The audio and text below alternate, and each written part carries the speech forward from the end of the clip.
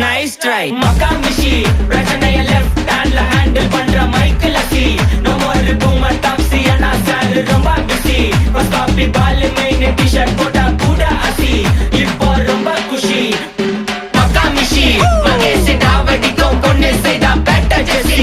நான் சொல்லிட்டு போனா ஃபீல் பண்ணாத லைஃப் ரசி லைஃப்ல கஷ்டம் வந்தா மாங்கா பத்த போல ருசி பலகா போட்டு ருசி